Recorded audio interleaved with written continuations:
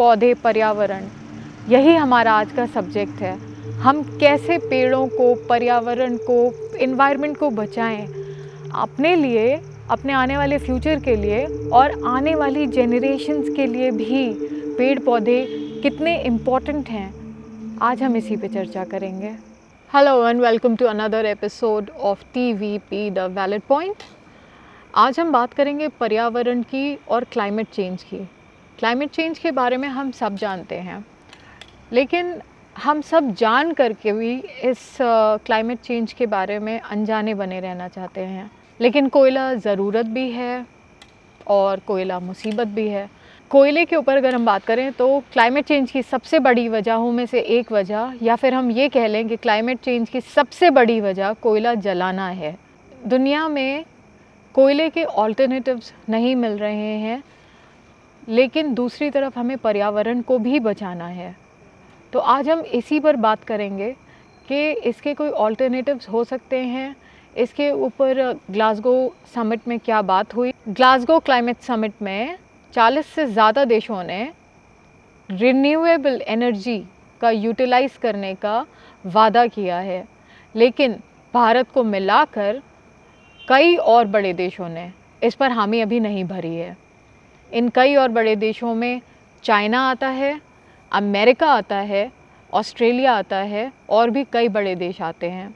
अगर हम डेटा की बात करें तो डेटा में चाइना पूरी दुनिया में कोयले की सबसे ज़्यादा खपत करता है। 55.5% खपत है चाइना की। भारत पूरी दुनिया में कोयले का 11.6 यानी कि 11.6 कोयले की खपत करता है, और अमेरिका पूरी दुनिया में 8.5% हिस्सा इस्तेमाल करता है। इसके अलावा अगर हम इन तीनों देशों में, चीन, भारत और अमेरिका में कार्बन उत्सर्जन की बात करें तो कार्बन उत्सर्जन में अमेरिका सबसे आगे है। इस मामले में प्रति व्यक्ति वहाँ पर कार्बन उत्पादन सबसे ज़्यादा होता है। क्लाइमेट चेंज के बारे में एक सेकंड क्लास के बच्चे को भी पता होता है, और उन लोगों को भी पता होता है, उन आदिवासियों को भी पता होता है जो कि शायद कभी स्कूल भी नहीं गए होते हैं। लेकिन हम लोग जो कि पढ़े लिखे लोगों में शुमार होते हैं, हम लोग इस चीज़ को जानते हुए भी कि कोयले की खपत या फिर कार्बन उत्सर्जन हमारे पर्यावरण को कितना नुकसान पहुंचा रहा है, इस चीज़ को जानते हुए भी हम लोग क्यों इस चीज़ को नज़रअंदाज करते हैं, ये एक बहुत बड़ा क्वेश्चन है। अगर हम सिर्फ़ और सिर्फ भारत की बात करें तो सिर्फ़ और सिर्फ भारत 70% कोयले का इस्तेमाल करता है बिजली के उत्पादन के लिए, यानी ऊर्जा के मुख्य स्रोतों में से एक कोयला है, और हमारा देश निर्भर करता है कोयले पर ही ऊर्जा के उत्पादन के लिए। और इसी वजह से देश में कोयले की खदानों का विस्तार हो रहा है। इसका एक एग्जाम्पल हम आपको बताते हैं। छत्तीसगढ़ का एक बहुत बड़ा जंगल, हसदेव अरण्य जंगल, जो कि मध्य भारत का फेफड़ा बोला जाता है, और इस जंगल को खदानों में कन्वर्ट करने की बात चल रही है। वहाँ के आदिवासी 4 महीनों से इस जद्दोजहद में लगे हुए हैं, इस संघर्ष में लगे हुए हैं कि वो इस जंगल को बचाना चाहते हैं। BBC की इस रिपोर्ट को देखिए। छत्तीसगढ़ के उत्तरी हिस्से में 1,70,000 हेक्टेयर में फैले हसदेव अरण्य के जंगल को बचाने के लिए और उस जंगल में अपने घर और जमीन को बचाने के लिए आदिवासी पिछले 4 अक्टूबर से पदयात्रा कर रहे हैं। इन आदिवासियों की मांग है कि उनके जंगल जमीन पर नए कोयले खदान का आवंटन रद्द किया जाए। हसदेव अरण्य जंगल के साफ होने की मंजूरी रद्द होगी या हसदेव के जंगल इतिहास में दफन होकर रह जाएंगे, अभी तो ये कह पाना मुश्किल है। लेकिन इतना तो साफ है कि हसदेव अरण्य के जंगल ज़मीन, जीवन और बचाने के लिए वहाँ के आदिवासियों की लड़ाई पूरे हौसले के साथ बुलंद है। इतने कि राज्य के वन मंत्री तक का ये कहना है कि इस जंगल को कोई खतरा नहीं है। हसदेव अरण्य बचा हुआ है, उनको वो गलतफहमी की वजह से इस प्रकार की बातें हो रही है। अब वो किस मामले में विरोध कर रहे हैं मेरी जानकारी में नहीं है, लेकिन हसदेव अरण्य क्षेत्र को राज्य सरकार ने सुरक्षित रखा है। हमने ये सब कुछ आपको दिखाया कि किस तरह से वहाँ के आदिवासी और वहाँ के लोकल्स इस चीज़ का विरोध कर रहे हैं और 1 महीने से वो इसी संघर्ष में लगे हुए हैं इस जंगल को बचाने के। लेकिन क्या ये जंगल बच पाएगा? जाएंगे तो जाएंगे वहाँ भूपेश बघेल से भी बात करेंगे और पूछेंगे कि क्यों हमारे अधिकार नहीं दिया जा रहा है, तो हमारा अधिकार है। हालांकि हसदेव अरण्य के इलाके में पहले से ही कोयला खनन का काम जारी है और 5 नए कोयला खदानों के लिए जमीन अधिग्रहण की कार्रवाई भी शुरू की जा चुकी है। रिपोर्ट्स के हिसाब से जो हमने अभी आपको वीडियो दिखाया, वहाँ पे खदानें बढ़ती जा रही हैं, यानी कि इस जंगल को बचाने के जो आसार हैं वो इसके बिल्कुल ही विपरीत दिखाई दे रहे हैं। कैसे कम होगा कोयले का इस्तेमाल? दोहरी चुनौती है ये। दुनिया के कई देशों को कोयले को लेकर एक तरफ विकास और दूसरी तरफ पर्यावरण को बचाने का एक बहुत बड़ा चैलेंज है। तो इस चुनौती से कैसे पूरी दुनिया निपटेगी, कैसे इसका समाधान निकाला जाएगा, ये हमें देखना होगा। और सिर्फ यही नहीं, 46 देशों ने इस बात की हामी भर दी है कि वो कोयले का इस्तेमाल करना बंद कर देंगे।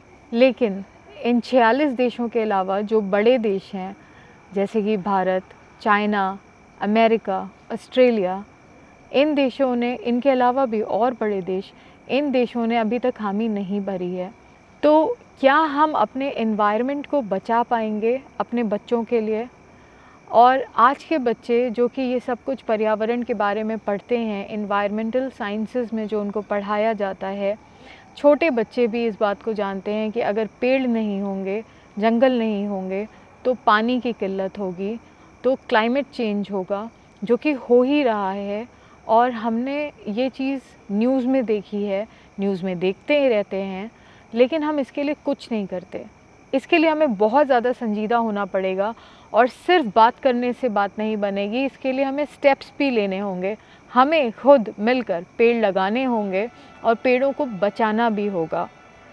मैं इस वीडियो के ज़रिए आप लोगों तक ये मैसेज पहुंचा सकती हूँ।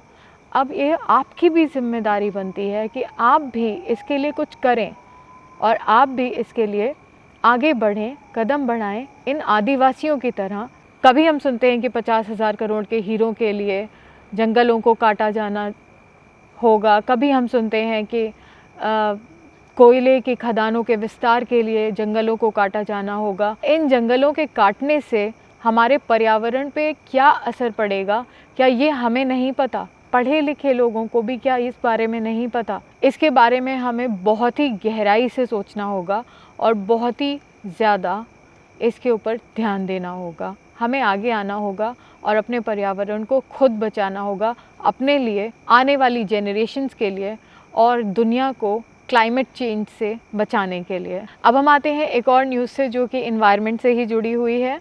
बिहार में कुछ स्टूडेंट्स ने प्लास्टिक का इस्तेमाल करके पेट्रोल और डीजल बनाने की कोशिश करी है। अगर ये न्यूज़ सच है तो मुझसे ज़्यादा खुश इंसान कोई नहीं हो सकता। शायद आप भी ये सुन करके बहुत खुश होंगे। इस न्यूज़ क्लिप के हिसाब से बिहार के इन स्टूडेंट्स ने 2019 में इसका ट्रायल किया था और 2020 में इसका पेटेंट ले लिया था। इन्होंने इसका ये प्लांट भी बनाया है, इसका वीडियो हम आपको दिखाते हैं। नाना गांव में एक ऐसा प्लांट लगाया गया है जिससे बायो पेट्रोल और डीजल बनाया जा रहा है। 8 छात्रों की टीम ने मिलकर 2019 में इस टेक्नोलॉजी का ट्रायल किया था और कामयाबी मिलने के बाद 2020 में इसका पेटेंट कराया। प्लांट के लिए नगर निगम प्लास्टिक कचरा उपलब्ध करा रहा है। अगर ये सच है then this is really amazing and I hope and I wish that this is true. अगर ऐसा होता है तो पेट्रोल और डीजल के दाम जहां जा रहे हैं शायद उससे कम हो जाएं और ये बहुत ही खुशी की खबर होगी। हम हमेशा जाने से पहले आपको फ़न कार्ड दिखाते हैं, लेकिन आज हम आपको एक ऐसी क्लिप दिखाएंगे जिसको देख करके मेरा, आपका और हम सब का दिल खुश होगा। 2021 में बहुत सारे लोगों को पद्मश्री अवार्ड से नवाजा गया, लेकिन इनमें से एक औरत तुलसी गौड़ा जी, इनको किस चीज़ के लिए अवार्ड दिया गया, आइए देखते हैं। कर्नाटक के होनाली गांव में रहने वाली तुलसी गौड़ा एक पर्यावरण कार्यकर्ता हैं। ये अब तक 30,000 से ज्यादा पौधे लगा चुकी हैं। पेड़ और हर्ब्स की प्रजातियों के बारे में उनकी जानकारी इतनी खास है कि लोग उन्हें जंगल का एनसाइक्लोपीडिया कहते हैं। तो जब तुलसी गौड़ा जी ये कर सकती हैं, तो क्या हम इसका आधा या इसका 1/4 या इसका एक लिटिल बिट ऑफ समथिंग भी क्या नहीं कर सकते अपने एनवायरनमेंट को बचाने के लिए? तो आज का हमारा पूरा का पूरा एपिसोड एनवायरनमेंट के लिए डेडिकेटेड था। अगर आपको ये वीडियो पसंद आया हो और अगर आपको हमारे बाकी के वीडियोस पसंद आते हैं, तो मैं आपसे रिक्वेस्ट करूँगी कि प्लीज़ हमारे वीडियोस को लाइक करें, शेयर करें और प्लीज़ हमारे चैनल को सब्सक्राइब भी करें। Thank you very much for watching the video today.